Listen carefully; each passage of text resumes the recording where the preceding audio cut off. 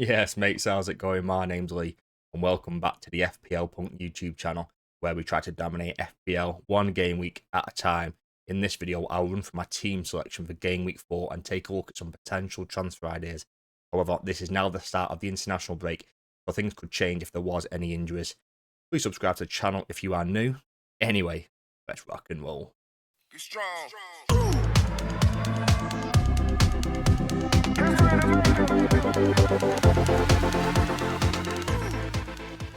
Right, mate, so far, my goalkeeper and my defence, I've gone for triple Spurs defence once again.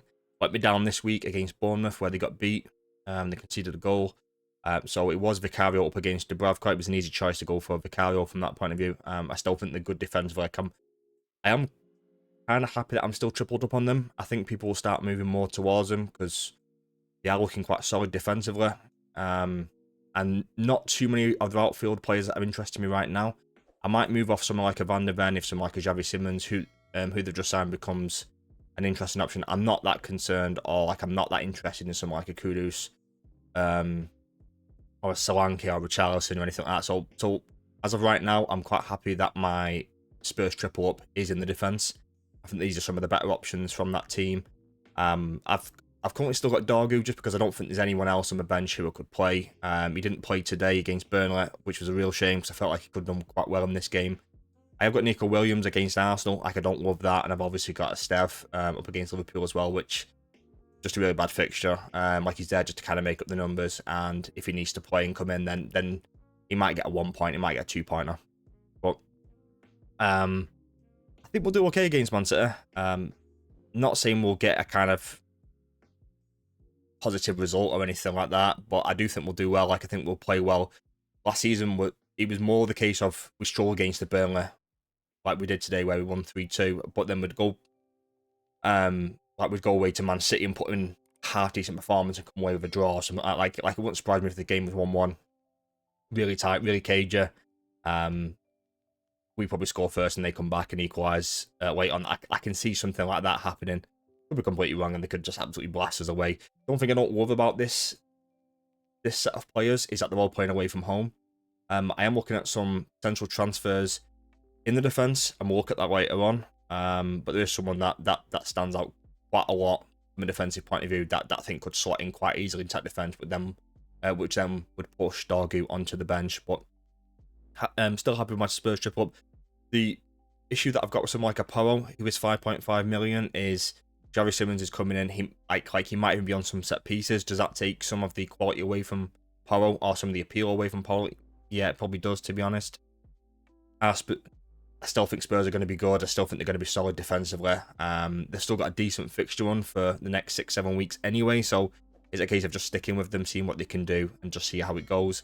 Overall, I think if I can kind of address that third defensive slot, where I've currently got Dorgu, and we'll touch on some transfers later on, then I think my goalkeeping defence would look quite solid for game week 4. Let's move on to the midfield. Up next, we've got the midfield, and first up, we've got Tijani Reinders.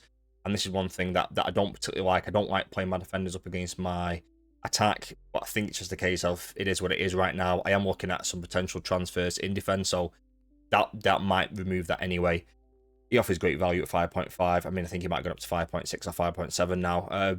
Really glad I started the season with him. I think he's solid. I think he's great. He's not going to get 10 points every single week. Like, he's going to get 2 points and 3 points here and there, and then I'll come away with an 8 to 10 pointer from time to time. What happens this game, we don't know. I think it's going to be quite a cagey game. I don't think it's going to be high scoring or anything like that. But Reinders could easily get involved. I think once they get Rodri back, I think it provides more of a stable base for them.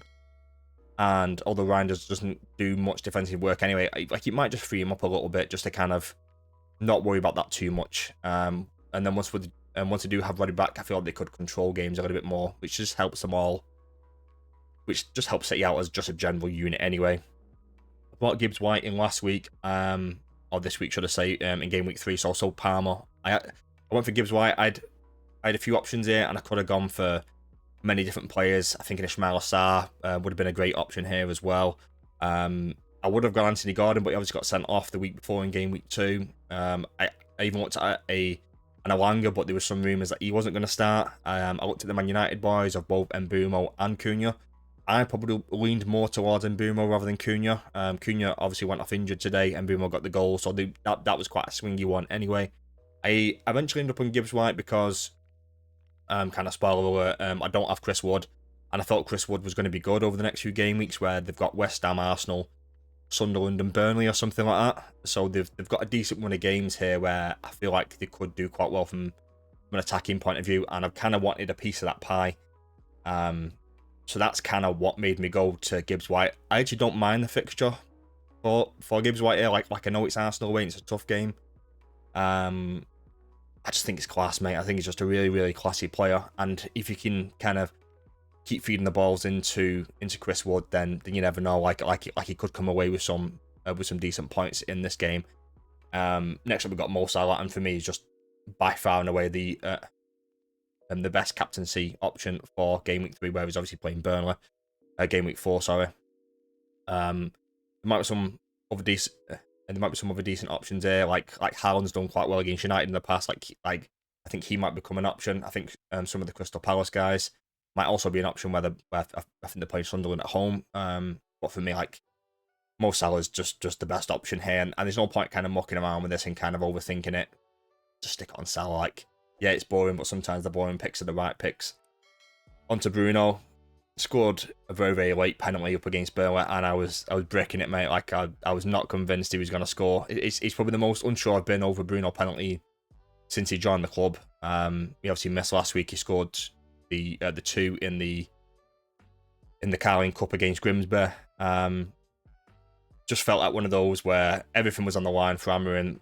The whole season kind of was on the line, and he could have easily missed. And then that's kind of like, not so much season over, but just like a real negative thing heading into the international break. But thankfully he scores. Really nice penalty as well. And from the camera angle that I saw, Dubravka goes the right way. I'm thinking, oh no, he's going to get fingertips of this, but slots it away. Really nice penalty.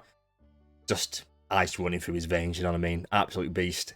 And I don't mind the fixture from like a Man United attacking point of view. Like I don't think City are great defensively right now. I think they can be gotten at, and everything runs through Bruno. Like even the game today, like he could have had an absolute monster haul. Got defensive contribution points in the first half. Everything good about United came through him. He looked absolutely shattered heading into the last 10 minutes of the game. I'm hoping he has as much rest as possible as Bruno can over this international break, and comes back refreshed, ready for the derby. Beast, really happy I own him. I don't see me selling him anytime soon. I have considered it. I just don't see me doing it, because even though the fixtures aren't great, I don't think it matters with Bruno. Like even the tougher games, he's probably going to get defensive contributions. He can always scam a penalty. Like he can always do these other little things. So no point messing around with it. Morgan Rogers is such a weird one where Villa haven't played this game week in game week 3. Be interested to see how they play and how he does. Villa have looked so poor early on, and I want to keep him. I want to keep playing him. This might be kind of make or break here. I just want to keep him, mate. I just think it's class, and if he can get ticking, if Villa can get kind of ticking and things clicking from an attacking point of view, like he's just an absolute beast. Really classy player. I don't think the rumours of a Chelsea move are going to go away until the deadline shuts, and I think until it shuts, then there might be some doubt about whether he's actually going to still playing for Villa. I think he will, because I think it's going to cost too much. I think he's going to cost 75, 80 mil, like minimum. I think there's too much potential there for Villa not to put a massive price tag on him. But they've still got great fixtures. I'm still happy owning him, still happy keeping him. But it feels like patience wearing thin a little bit. I just need to assess it week by week, and if it looks like he's not clicking and Villa aren't playing well, then it might be time for it might be time to move the Villa assets on. But like, you look at the fixtures on paper and they're just nice. Like even Everton at home here, like still conceded goals against Wolves today. Still like him, still a beast. Like he's still an individually great player. So it might just be a case of just kind of ride the wave and just kind of see what happens. Let's move on to the forwards. Last but not least, we've got the forwards, and things haven't changed from last week. Still got Mateta, started the season with him. Sunderland at home, one of the great fixtures of the season. And this is why we've got him for this fixture. Hope he bullies them. Hope he bags a couple of goals here. Most likely on penalties now. Eze's left. And I love that about him as well. So the same again, like I don't see myself messing around with this one. Just play him the next few game weeks. I think his fixtures turn around game week 6, game week 7, and then that might be time to think of and start thinking about selling your Crystal Palace assets. But as of right now, I'm happy that I've got him at and I'm just going to play him every single week. Moving on to Ollie Watkins, and which everything I've said for Morgan Rogers, I could just regurgitate and just say the exact same thing for Ollie Watkins. He looked so sharp in pre-season. I felt like this was going to be a great start to the season for Villa, and his things just haven't clicked. I'll keep the faith for now, but it's going to hit a point when Man City fixtures turn in game week 6 or so, where they play Burnley, and then the Arsenal fixtures turn around 6 or 7 as well. Like Gyökeres is there, Haaland's there. Is Isak going to get his move to Liverpool? Like, could he become an option?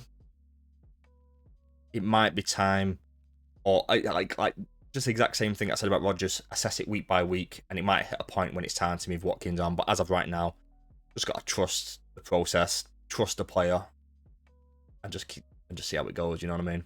Alright, mate. So I thought I'd end the video by looking at some transfer ideas. Now I've got a few options. It is the international break, so things could change. I could get some injuries. Like I might think of this genius transfer strategy for the next upcoming weeks. But I've always got the first option of rolling the transfer. My team doesn't look my team doesn't look that bad. I could keep it as it is. I could just play Dargo, keep it as it is, and just roll the team. Just keep accumulating those free transfers, and just kind of see what happens. The second option, which to me is probably my favourite one right now, is just go from Esteve up to Munoz, which then would give me a really strong defender for the next couple of game weeks. I have got the fixture ticker in the middle there from Fantasy Football Scout. So Crystal Palace, I've got Sunderland, West Ham, Liverpool and Everton in the next 4. And I like that a lot. So I could bring Munoz in for the next 3 or 4 game weeks. And it gives me a really solid option to double up my Crystal Palace contingent from Mateta on his own to Mateta and Munoz. It's obviously going to cost me 1.5 million, which then would only leave me 1.4 left in the bank. And then the third option is to add more Liverpool, where Liverpool have got a couple good games now against Burnley, Everton, Crystal Palace, Chelsea, Man United over the next 5. Virgil van Dijk is the obvious easy one. I could have go Esteve up to Virgil van Dijk. It'd be a little bit boring. If I'm doing a defender transfer, I'd rather chase the upside of a Munoz, who feels like he's always got that attacking threat in him and could kind of do anything. And Liverpool haven't looked as solid defensively as I thought they were going to. They might be prone to, they might concede a goal, even though it is against Burnley. Or inverts, although he's not looked great in his first couple of games, like this is a really nice game for him to kind of gain some confidence and to really kick on. And this could be the kind of start of his production in the Premier League. His price has dropped to 8.4, so he could provide some real decent value there. For me, it probably doesn't work because I have gone Palmer to Gibbs White. I don't really want to move too many other things around. If I wanted to just, if I wanted to do a defender transfer as well as that, then I don't think I could do both. I could maybe looking at Tijani Reinders straight up to 4 inverts. I think I could do that in one move, but then that wouldn't leave me anything in the bank to go and do a defender transfer as well. So I think I would prioritize a defender transfer. For me personally, I think that's probably what works best. And then I had to take a jab at the end there to all the Newcastle fans, all the Geordies. Isak, could he become an option at 10.4? I could take a Watkins to go and get Isak. That might work really nice, actually. For me, it's probably a no right now. He's probably not played a lot. He's probably very unfit, probably not ready for matches. Ekatike's look good. I don't love that from a dynamic in terms of like if Isak did join Liverpool, who's going to be the main starting striker. I imagine they're both going to play and they're both going to rotate in that kind of striker left wing position, and they're both going to rotate from that. So don't love either of them from that point of view. I just wanted to include it, just have a little jab at all the Geordies. So yeah, apologies for that one, but I just couldn't resist. Some other kind of players, just looking at the fixture ticker in the middle there. I'm not really thinking about Arsenal players right now. I'm kind of looking at game week 6, game week 7. The reason why I say game week 6 is although they've got a tough fixture, is sometimes I like to make transfers a week earlier than other people, I think everyone's going to steamroll into them on game week 7, game week 8. If I can maybe do it a week earlier on game week 6, that might give me an advantage over some other people. Aston Villa, like, they've got, suppose, like green fixtures here, and it just makes them so difficult to sell. Like I mentioned earlier, like when they're playing Everton, Sunderland, Fulham, Burnley, Tottenham, over the next 5, it makes selling Rodgers and Watkins really difficult. And so because of that, I'm probably not going to sell them for the next 4 or 5. And I don't love that. Like, I feel like I'm kind of tied into them, but it might just hit a point where I've got to pull the trigger and I've got to sell them. But as of right now, I'm going to keep them and just kind of see what happens. Right now, like, I'm not too interested in right now. Jorginho Rutter is maybe someone who might start to kind of come to the front, and he might become an option. Bournemouth, like, Semenyo's always good. Evan Nilsson's always a good player. Like, they're always good options to go out and get. I think Brentford have got a couple options now. I could do like Dango, and Dango Atara was someone that I did think about taking Palmer down to. I think he got a goal disallowed today as well. It's a bit of a shame for him. Burnley fixtures are terrible over the next few. Chelsea are still good. Like, if you've got any Chelsea players, I still think they tick along. Like, fixtures aren't great on paper, but I still think they just tick along and they'll keep picking up points. Crystal Palace are great for the next 3 or 4 or 5 or so. So I think your Munoz, your Ismail Assar, your Matetas, I think they're all going to be really good options, particularly over game week 4 and 5. Everton, man, like, Jack Grealish, I think he's back to his kind of Villa days. Like, he's got 4 assists in his last 2 games. Fixtures don't look great on paper, but could Jack Grealish become an option from game week 6 onwards? Yeah, maybe. Like, I don't think, depending on how he plays and how Everton line up, like, he might just become an option full time, to be honest. Fulham's, like, if you've got your Joachim Andersons and any other kind of Fulham players, but they've got a good fixture in game week 4. Leeds, I'm not touching. At Liverpool, they're always going to be good. And like I mentioned on there, like, what is it, like 75% of the game on Salah, so you're not going to get a lot of points from Salah over the next few game weeks because everyone's going to own him. I think doubling up somehow might be the play, but I don't know how to do it. Like, whether that would be adding some, like, a Florian Wirtz, Gakpo, an Isak, an Ekatike, a Van Dijk, not sure. Man City, like, I'm not really thinking about until game week 6, and I might do some kind of manoeuvring around. I'm maybe thinking about taking Salah down to someone and then taking whoever else in my forward line, potentially even a Mateta who's got Liverpool in game week 6. Take Mateta to Haaland, Salah down to someone else, and moving things around. That could become a potential wildcard slot there in game week 6 or 7. I feel like I've got a couple options there. Man United, only really Bruno for me. Like, I know I've got Dargu. He's going to kind of come in and he's going to come in and out of my team as the kind of fixtures if the fixtures look good. Like, I don't mind playing him Chelsea, Brentford, Sunderland, but then he's obviously not going to play against Man City or Liverpool, so it's just kind of fixture dependent. Newcastle, there's a bit of, like, negativity around there. Like, I'm not interested right now, like, not until they kind of settle down. They've obviously brought the new striker in from Stuttgart, Wolfenstad, is he called? I've forgotten my name, so you have to forgive me. I know he's really tall. I know he's quite silky. Gives me kind of Zlatan kind of vibes.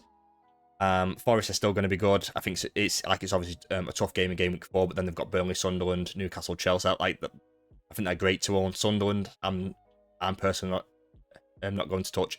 Tottenham, I still think they're going to be good. Like I still think whatever Spurs players you've got, I'd keep. Like, I'm not looking to sell when they've got West Ham, Brighton, Wolves, Leeds, and Villa all in the next 5. West Ham's such a strange one where I think if you've got Jarrod Bowen, he's fine. Like, he's just going to be like Jarrod Bowen's Jarrod Bowen.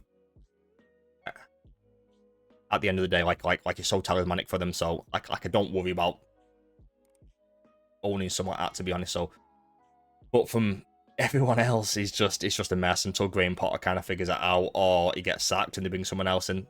Not keen. Like, Wolves not keen as well. So they're my main transfer ideas right now. Like, do you think I'm not thinking about certain players or certain teams? Leave a comment down below and let me know who you're thinking about bringing in game week 4.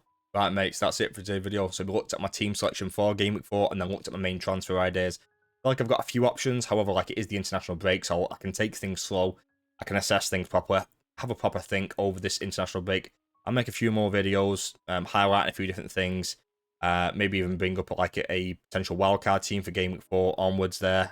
People might be thinking about free hits as well, so I'll try and do as many videos as I can.